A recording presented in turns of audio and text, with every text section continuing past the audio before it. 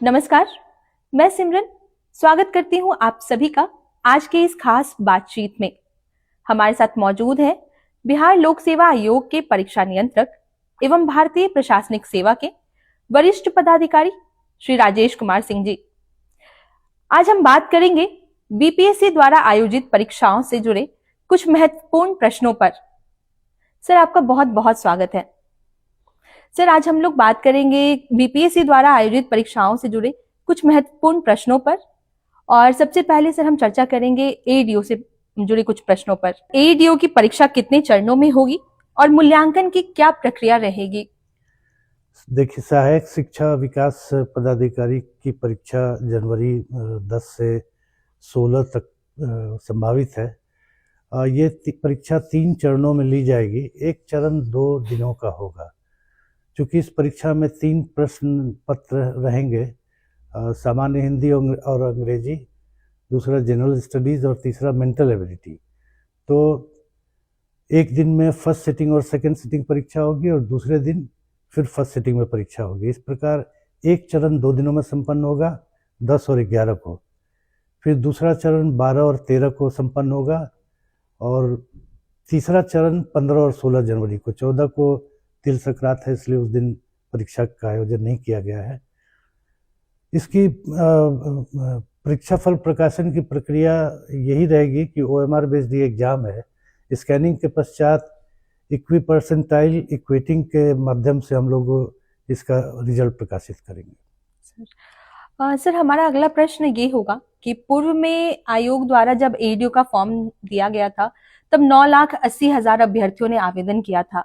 दोबारा आयोग ने अभ्यर्थियों के लिए फॉर्म रीओपन किया है, तो सर इस विषय में आप क्या कहना चाहेंगे?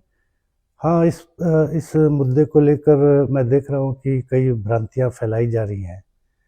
एक्चुअली क्या है कि सुदूर भूतकाल में आयोग को ऐसा अनुभव हुआ है कि यदि आप मूल विज्ञापन में कोई परिवर्तन करते हैं तो आपको फिर से रीओपन करना आपकी बाध्यता है। एक परीक्षा में ऐसा हुआ था कि विभाग के कहने पर मूल विज्ञापन में थोड़ा परिवर्तन हुआ था, लेकिन फॉर्म को रीओपन नहीं किया गया था।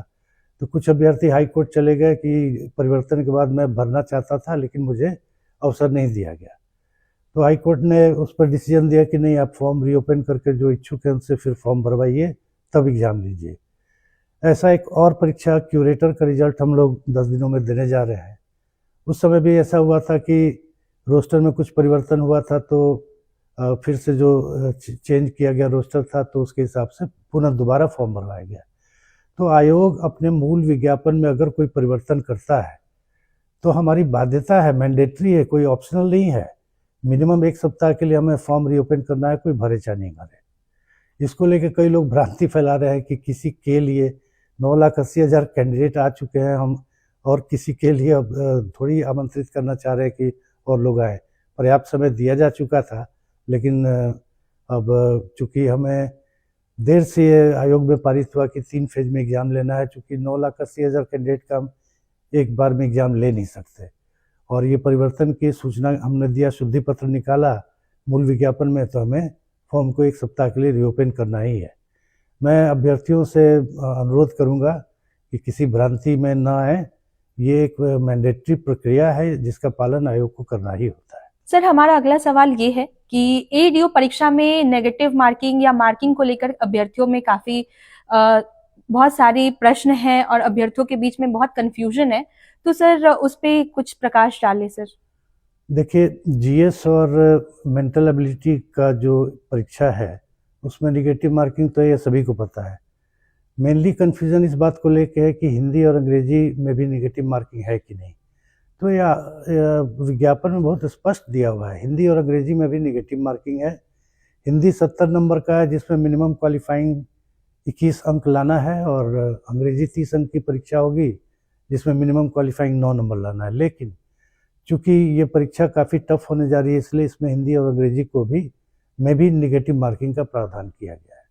बहुत बहुत धन्यवाद सर, आपने इतनी महत्वपूर्ण जानकारी हमारे साथ साझा की, आपने हमें वक्त दिया। थैंक यू सो मच, और आशा करते हैं अभ्यर्थियों को काफी मदद मिलेगी। धन्यवाद।